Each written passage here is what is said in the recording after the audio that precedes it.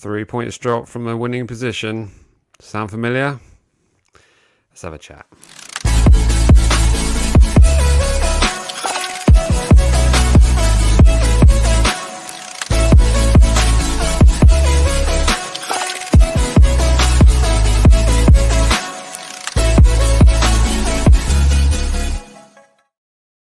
Alright, hello and welcome to the MatchDayVlogs YouTube channel. As always, please remember to smash that like button and hit subscribe because it really does make a difference to the channel. How are we doing today? Wow. Look at that. Nice little graphic for the evening, New just to cheer season, everyone up. new graphics. Look how smart we look and look at your giant thumb. My giant thumb creeping across to your screen. Do you like that? I love it. I love it. Is it? Hold on. There? Yeah. There you are. Fist bumping across the internet. Look at that. Boom. We are just global at this point. So, hello to everyone in the chat session. Let us know where you're watching the show from, whether you're at home or out in a park somewhere enjoying the summer non-existent sunshine. We are here to talk about the game of the weekend, which ended in a 3-1 defeat to the hands of Everton. And I thought it'd be a good idea to go over some of the talking points. There's some positives, there's some negatives for us to have a chat about. So all in all, impressions for the game on Saturday afternoon. Where did you watch the game from? Were you watching it? I was watching it at work, so I was on my phone as much as I could be, and then just selfish customers were like, "Can you serve us in the shop?" I'm like, "I guess okay, I will." So I had to I dipped in and out, and then a big match of the day catch up. I mean, it was nice to watch match of the day. Yeah. I was watching it coming back from a week camping, so I was literally in the front seat of a car with it on my phone, and it was fun. The first half was fun. Just to recap, anyone who didn't see the game, effectively a very lively first half. A lot of very impressive performance by the new signings, which we'll certainly get into. Then the second half came. We conceded a goal very early, bit of a freakish goal in my opinion. Ball got looped over after a corner over into a dangerous area, and Richardson sticks a foot out and punches it into or kicks it rather into the roof of the net. Their second goal was outstanding. Okay, you could look at Ward-Prowse and saying he shouldn't be being turned there. We'll talk about fitness issues also later on in the show. And the third goal, I think, is very avoidable. And unfortunately, there it ended 3-1. So let's have a look at some of the talking points. I'm going to start with the positives. Positives. Is that good? Good thing. There can't be many of them, so get them out of the way now. So I need to number these. Because we're doing 5 points, aren't we? That's what we're doing. We're doing 5. I mean, you limited yourself to 5 points. This whole 5-point system came out of nowhere, so I can't wait to see you stick to it. We'll see how it goes. We can have subsections of this could be a whole tree. Don't worry about it. Absolutely. I'm not saying at all. So number 1, Adam Armstrong. Oh my goodness! What a finish! Outstanding goal. He's like, I know how big your arms are, Jordan, so I know where I'll put this. Boom, in the bin. What a confident finish. To anyone that was like, oh, will he do it in the Premier League? It's like, yeah, you don't finish it like that and not have a big load of confidence behind you. I'm just excited by him. And it's so funny that he looks a bit like Danny as well. Do you know what I mean? Like he's just got like I know what you mean. It's like if you were to squint, you're like, yeah, he's still there, but instead he got something even better. Younger, fitter. I think you're absolutely right. He does have a lot of qualities. That was it. Darren Ings? I can't remember. Something like that. But he was great up front. Amazingly confident to stick it in the top corner like that. Do you know what I mean? If you're literally starting your first game for your new club, I'm thinking roll it in the bottom corner, or go around the keeper or something like that. But to hit it in the top corner, wow. And then the other side of his game that I really like watching was the fact that he came back and he was getting the ball back, he was winning tackles, he's just all over the park. Yeah, so, he said that he gets his goal from pressing players and counter attacks, and it's clear that's where he's going to thrive, and that is absolute Ralph ball. So he is kind of the perfect. He looks like he's going to be the perfect fit for us. And Yeah, when he took that shot and I saw he went high, I was like, oh, that's not going in. And it went in because I like you. I was expecting him to roll it past him or Yeah, straight at the keeper, but I was not. Never a point was I like he's gonna smash his top bins from there. It's like yeah, look yeah. at that. And big up for Shea for winning the ball off of King. It was a good little press on 1-2 there.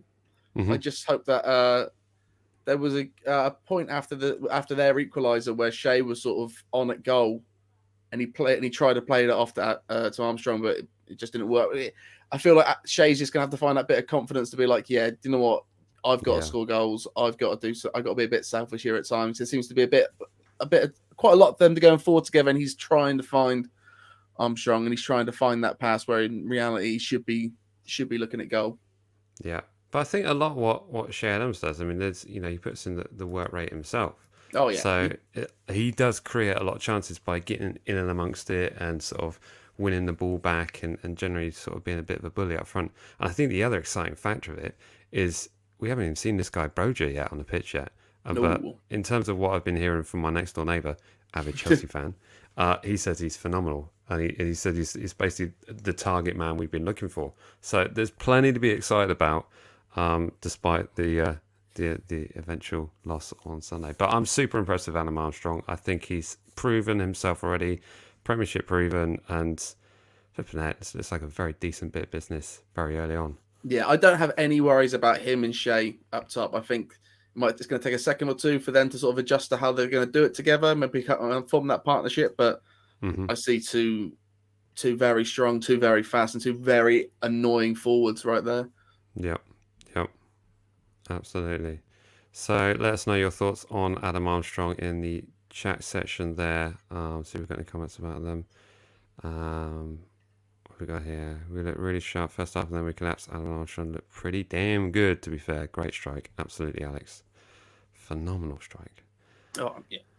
So we're ready to move on. Point number 2. Go on then. Give us that next point. Actually, before we do, because I spent ages finding it, what a celebration as well. And just the Lord and Saviour, isn't he? He's got the pose down. Boom, right there. That's a There great it is. celebration. Great celebration. My point number 2. The second thing I learnt, that Tino Livramento's pretty flipping good as well, isn't he? Yeah, he's pretty good, isn't he? He's pretty good. I wasn't watching this game going, what Kyle Walker-Peters should be on the pitch right now. I was going, we've got option. We've got an option. Got an option.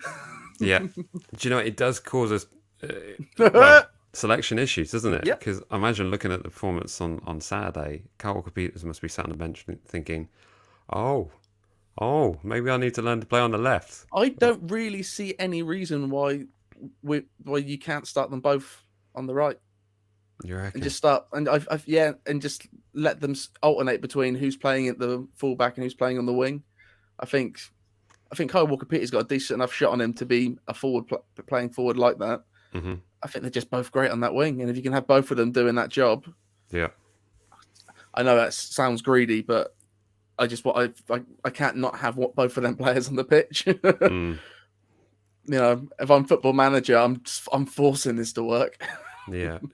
I mean, it was again just an impressive display. I mean, we didn't get to see the friendly game in which he featured. Who did we play? Is it Athletic Bilbao? Yeah. The eventual loss, but linking up with Theo Walcott to get that goal. I think that's a lot of the reasons why Walcott started this game as well. But I was a bit surprised to see him start. I mean, I've got the team sheets.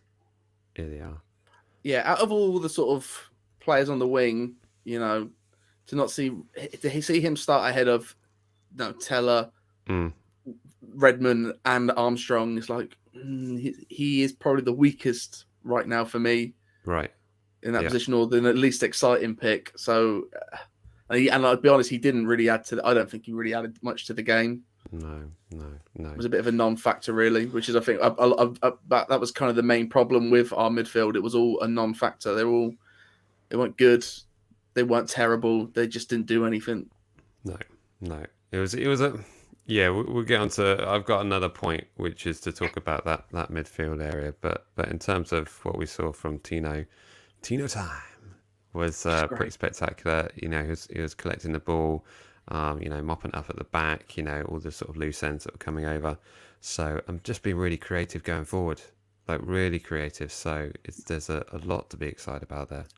Have we? I mean, I know we said we were going to be thinking about it, but have you thought of any song? Have you thought of the song for him yet? Have you Uh, been pondering on it? no, What I we're haven't thinking? actually. We did chat about that, didn't we? Yeah, Have I you got mean, something? I feel like there's something there. Yeah. I feel like there's something there. Let me ponder on it. All right then. I'm sure there's something there. We look forward to it. Tina Livramento. Oh, easy. Nailed it. I've got it. Perfect. I love a bit of Earth, Wind and Fire. Earth, Any Wind and time of the Fire. day. That's fine. We want Earth, Wind and Fire rocking Yeah. St. Mary's on Sunday. Absolutely. That's nice. I like that. Someone even called it. Look at that. I love it. That's what we want. That's There what we we go. need. There we go. Songs for everyone. Just to really annoy Ryan Bertrand.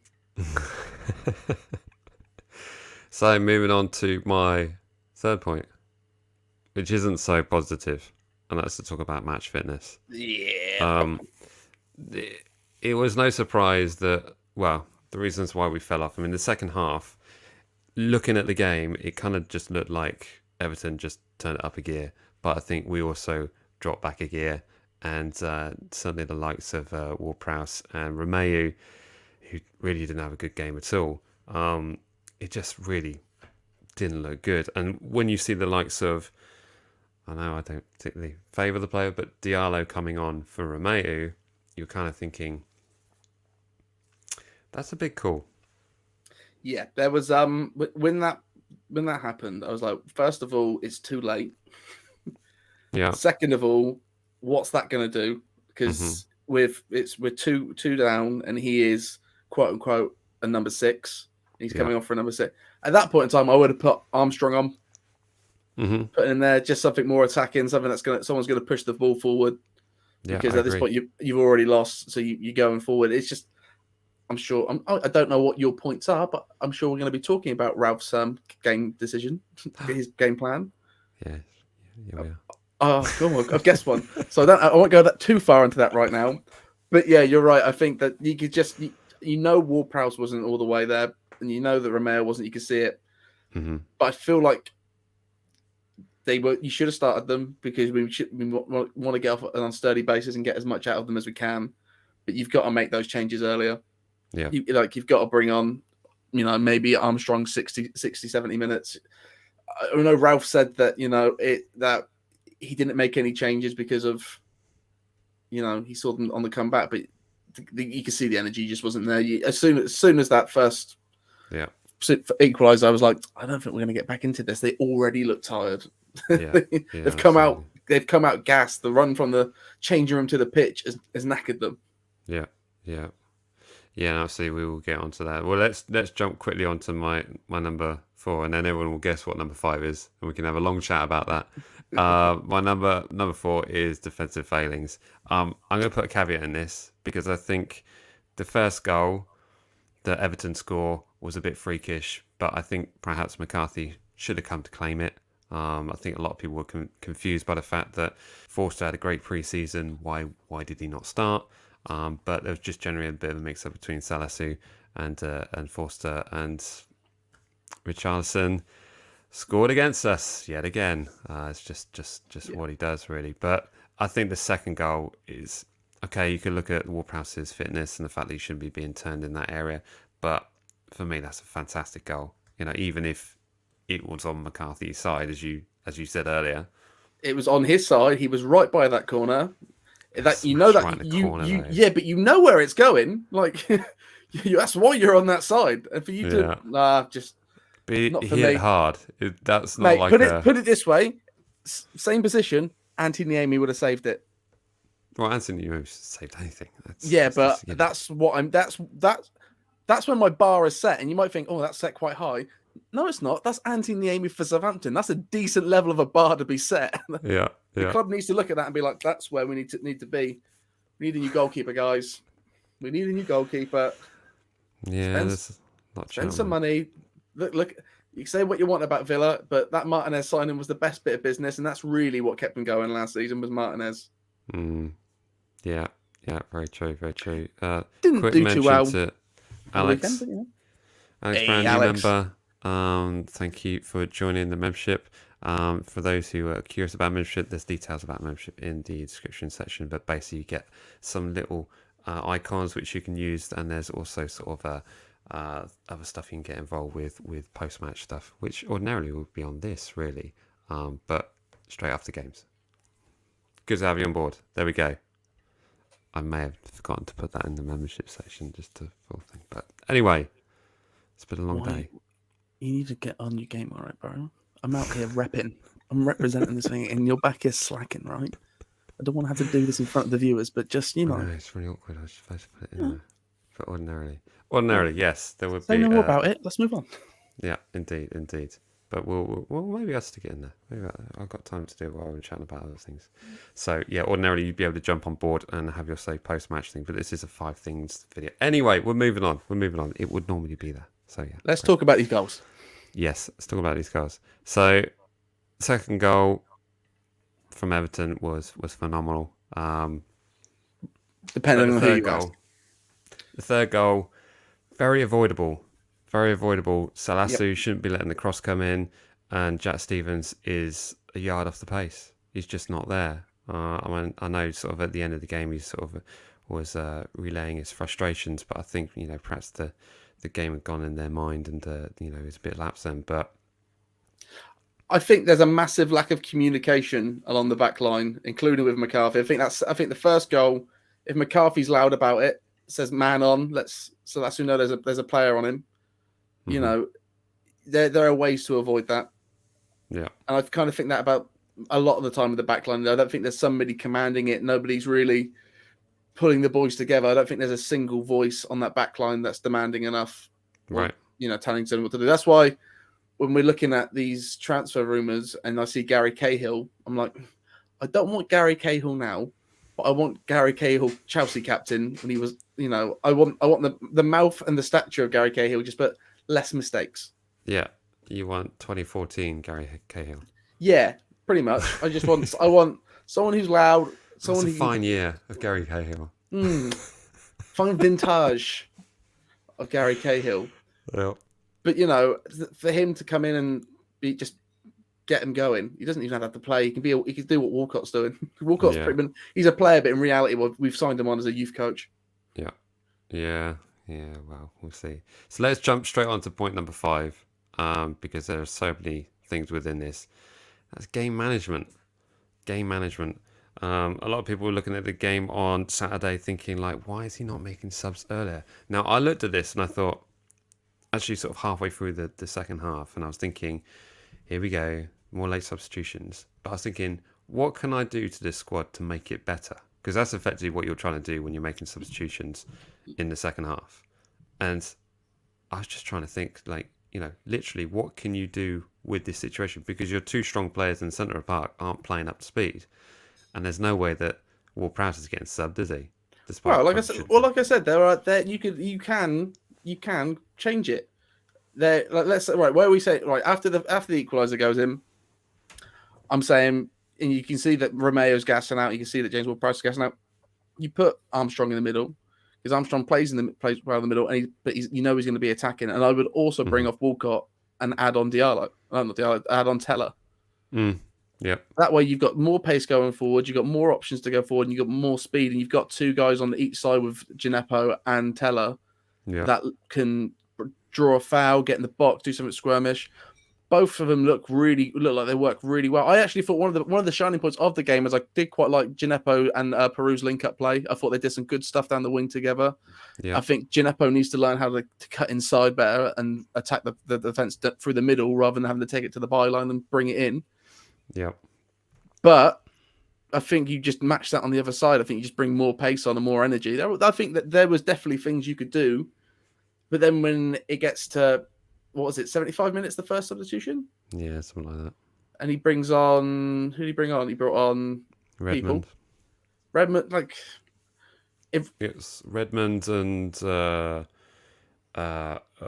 it's Peru and Romeo that came off, Yeah, and and then it yeah, was Redmond and Teller that came on, and then effectively what he did was he put Gineppo in the left left back back. position, which you can Which clearly here's the play thing, that. I get why he's done that. It's like, okay, well, we need to be attacking here, so it'd be better off that I put this attacker in his position. So, but I still think Peru should have stayed. I think how many times, like I know might be a silly question because of who we had on the bench, but last season would he have brought off, Ryan Bertrand at that point? No. No, because you keep your best left back on. Yeah. Yeah. And it wasn't like Peru's fitness was going or he was drained. He looked decent throughout the match. Mm-hmm. And it's that link up play and defense. Like Gineppo at left back for me, just at that point in time, didn't seem like the option. Yeah. So you would have brought on Stuart I would Armstrong or have brought on something like Stuart that. Armstrong for Romeo. I would have brought on Teller for Theo. Let Teller and Gineppo sort of swap sides, and then eventually I would have probably taken Gineppo off and brought on Redmond. Yeah. Yeah. George comes in with a comment. End product is lacking with Gineppo. Really like those runs and tricks he does, but he just needs to learn when to release it. 100% agree. Yeah. There are so many moments in the game watching it thinking like, wow, he's turned that play, and you're just like, pass now, and he just tries to go again. And it's just like, ball goes that play. He needs to look at that Callum Wilson goal this weekend. Did you see St. Maximum running it on the wing? And just I didn't actually. No. Mike, St. Maximum absolutely dogs that West Ham defense. It's like a kid on FIFA that's got full control of the right stick. He is just absolutely they FIFA'd West Ham and Urban Fight. I don't know what that means. I'm terrible at FIFA. What do you mean? The tricks one. Yeah, the tricks one. I'll do that one. Yeah, that's me. Yeah, that's yeah. So Gineppo needs to take that. He's so good at coming in on the line like that and doing those tricks. But you're right. It's just getting that ball in, making that last adjustment. Like he just needs to be braver with it. Mm-hmm. To be stronger with it. But there's something in Gineppo, and if he can just work it out.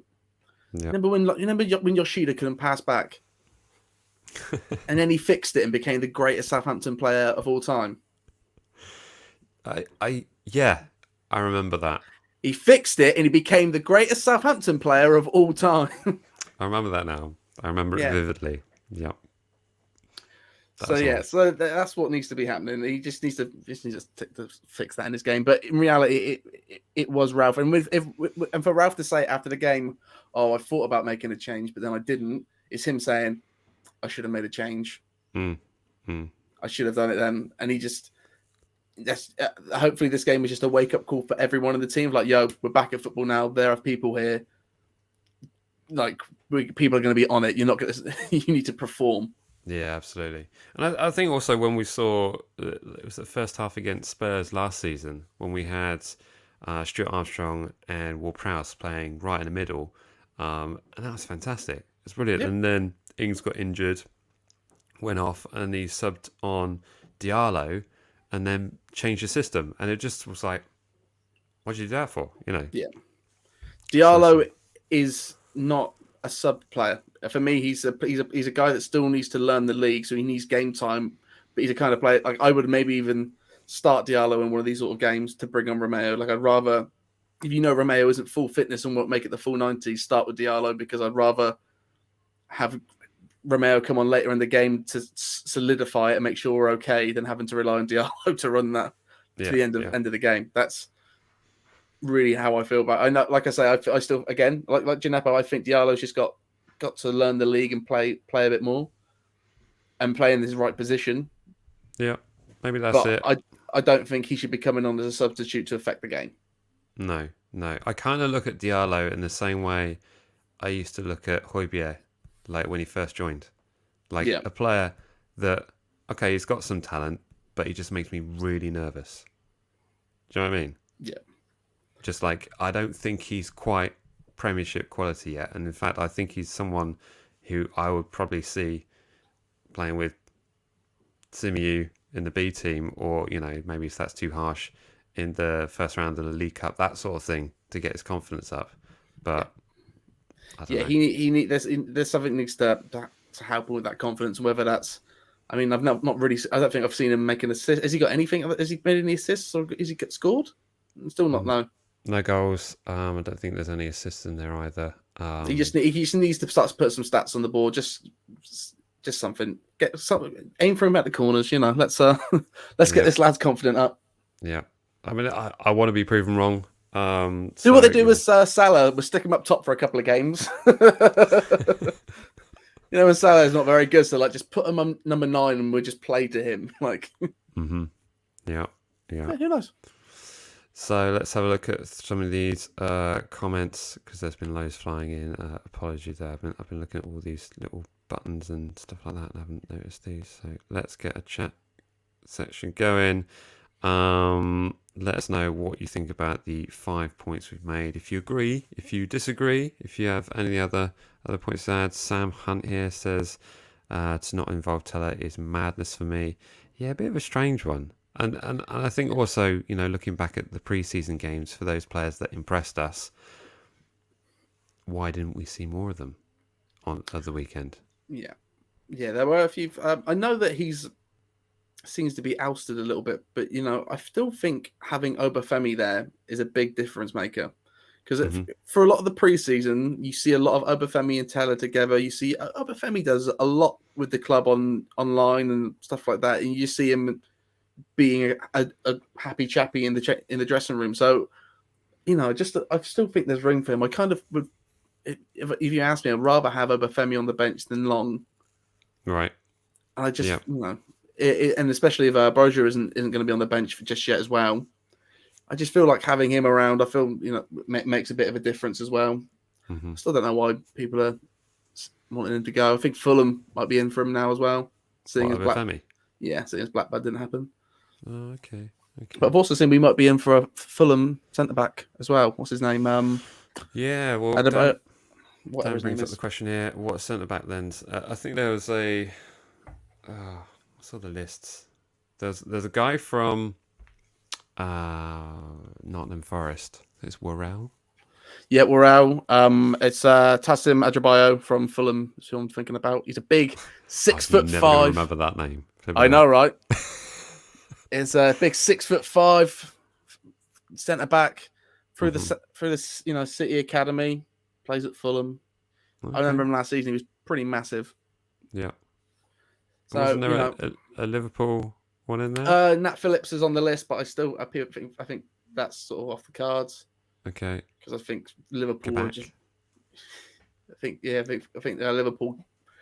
Their squad depth isn't there, so they kind of need to keep hold of a few players. I think they need attackers, so they're looking to offload Shaqiri and Divock Origi. Oh, okay. So centre backs. I honestly do think Gary Cahill 1 of 3 wouldn't be a bad move from us. I don't see a Cahill deal happening at all. I think, from what I read, I think it was just a case of it's just too old and not really the sort of player that the Ralph wants to look at the moment. But there would be argument to say Premier League experience.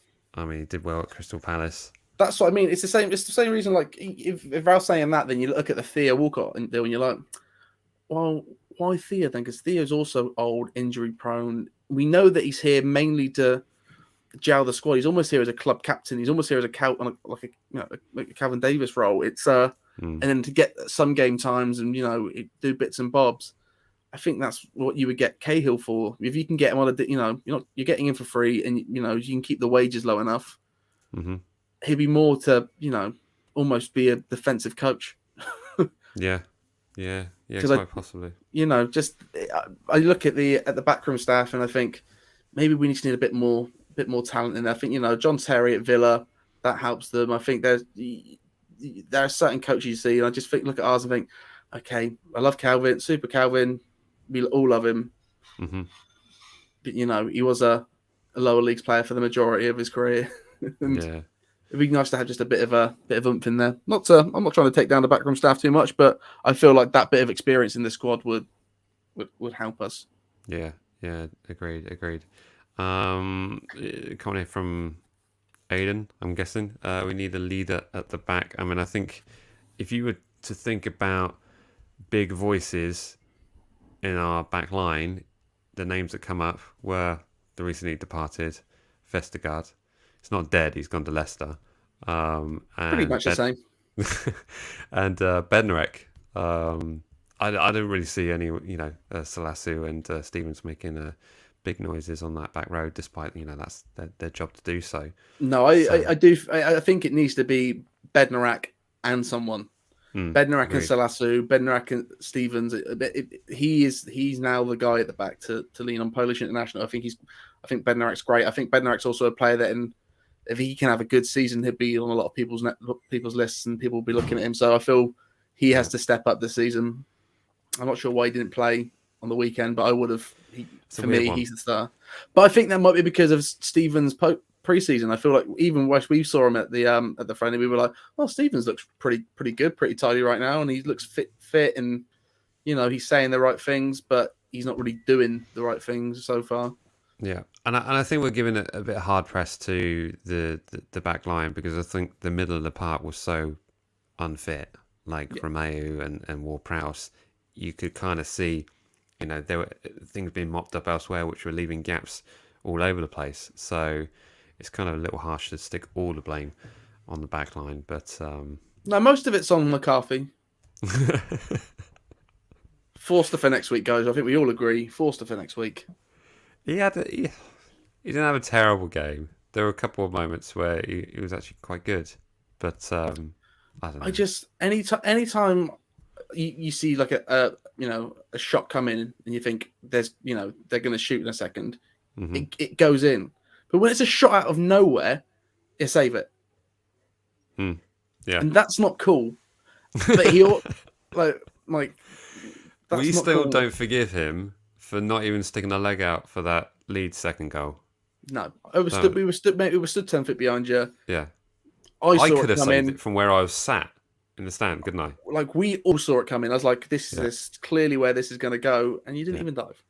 Right. So Forster, and like I say, I think Forster's louder as well. So that's fine. Just don't pass it to him. There we go. What's this? Do you think we have enough to stay up, considering how Brentford and Watford are looking? Do you know what? They did look very good, but but it was Arsenal.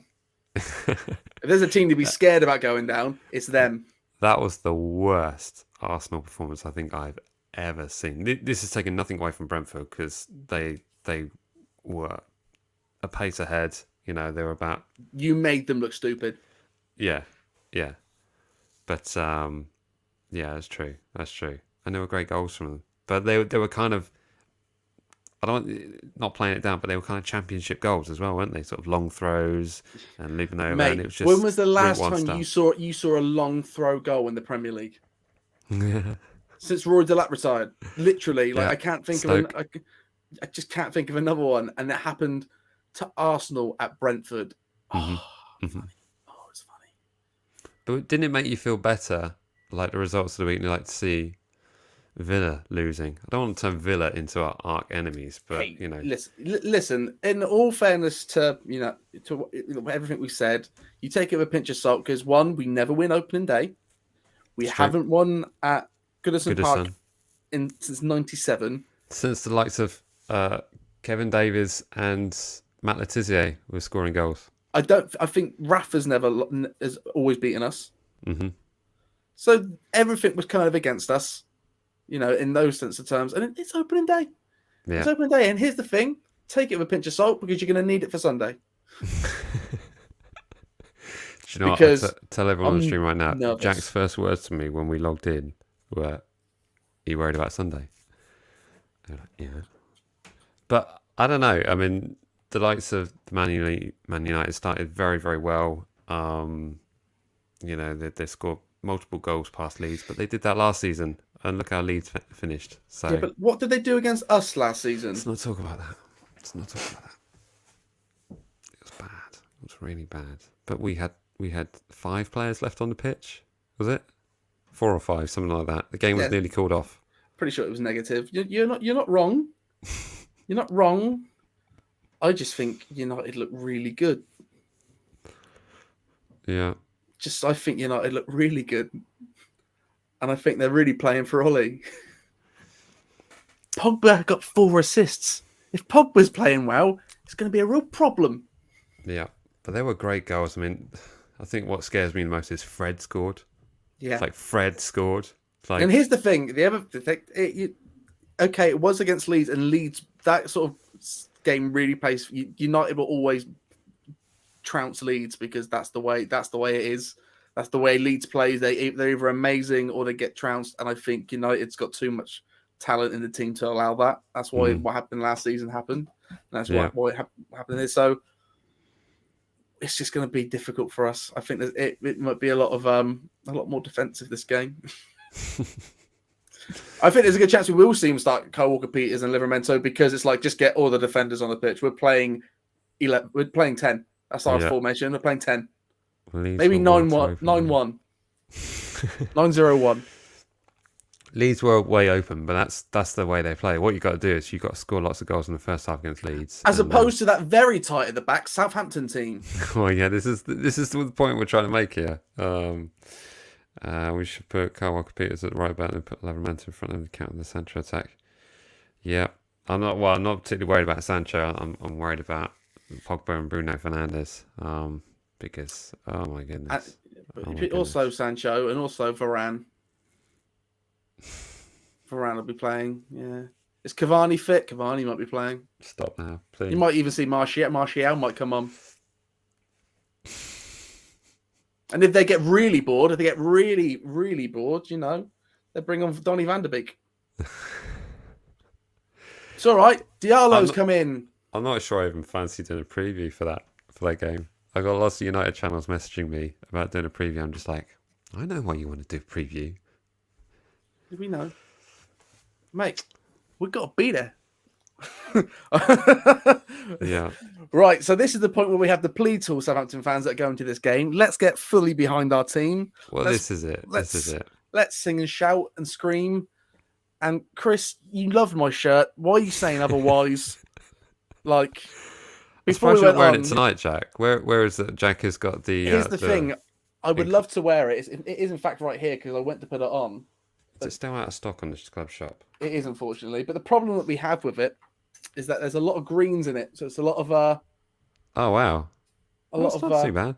Little see-through bits. A lot of see-through bits on it. But I was I was pretty jacked the lad when I bought it. I was like, yeah, I've got it. And then when I went to work on Saturday, I saw a little old lady walking around the market wearing one. I was like, okay, that's my cool Craig gone a little bit. So it's all right. She looked good. She looked good. Fair play to her. Yeah. I knew who she supported. There's plenty to buy in the shop this season. I'll tell you that much. Everything Absolutely. Looks very good. I bet there might be a few of them left in the shop, but there was definitely none left online. I'll tell you what I did today. Something very exciting. I ordered a number 9 Armstrong shirt for next door neighbour. For the Chelsea fan. He may be a Chelsea fan, but his son has taste and supports Southampton and is resilient and will have lots of character going through life because he will be. Well, here's the thing, right? For me, it's payday on Friday, so there's a good chance when we go there, I'll grab another shirt. Yep. Black or yellow, guys? Tell me in the comment section. Black or yellow shirt. Which one am I getting?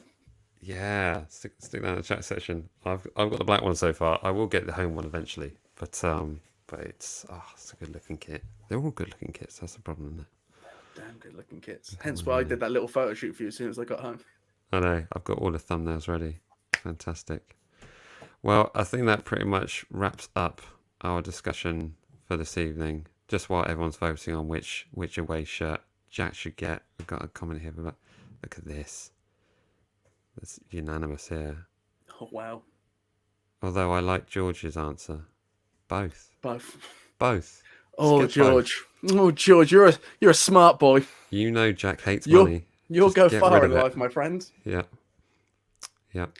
The third kit is. Hey guys, become members and pay for this both the shirt buyings, and we'll do a live stream from the stadium. Oh yeah, fantastic. Donate the price of a shirt. Don't worry, I get 10% off in the club store, so it won't be that much. Yeah. Well, now you know why I ordered it for my neighbour. So there we go. But I did end up buying something myself, which hopefully be a surprise for Sunday. Oh I my think lord! Mrs. MatchDayVlogs didn't hear that. I'm going to get in big trouble. She did. I think I got away with it. I'm telling. Fantastic. Well, we've dissected the Everton game fully. Are you about on Wednesday? Should we do a preview for the United We should game? absolutely do a preview. Get one of those vultures on who want to tell us how bad things are going to be. Swooping, circling. But we will get into the preview for the United game, just to talk about what we can expect, and hopefully get one of the opposing fans on board just to chat a bit of stuff about their club, who spent a bit of cash this summer, and will hopefully be cautious as we are about Sunday. Is that fair to say? Everything's going to be fine. Because fine. win, lose, or draw, Mike, we're going to have a Five Guys at some point. So It's true. it's all good, mate. Yeah. But it's down to us as a fan base to show up on Sunday and be stupidly loud. So if you find yourself during some point in the game and you're not singing or making noise, give your head a wobble, because, let's get into it. And here's the thing. We know that we have to keep to this promise now, because last time we were at a game, some people took some pictures of us and we were like, oh no, now they're watching. So if we have to do, if we preach it, we got to do it. It's on us. It's on us. It's on us. We were uploading at half time, to be fair, though. That was half time. It was half time. For anyone who didn't see it, there was just unfavorable images of us staring at our phones like this, posting on this forum, Trying to keep you guys up to date. Yeah. Absolutely. Fantastic. Well, thanks to everyone who's joined us here in the chat section. I have noticed a certain dark side in the chat section that I'm not going to draw attention to it, although I kind of just have in a weird way, but we'll let that lie. There's a Portsmouth fan in there. Get him out! Exactly. Thanks to everyone, apart from that person, for joining us here in the chat session. As always, remember to like, comment, share, and subscribe. We will be here for a preview show on Wednesday. So get your questions, your comments in ready for that. And we will see you in the next one. All right. See ya. Bye.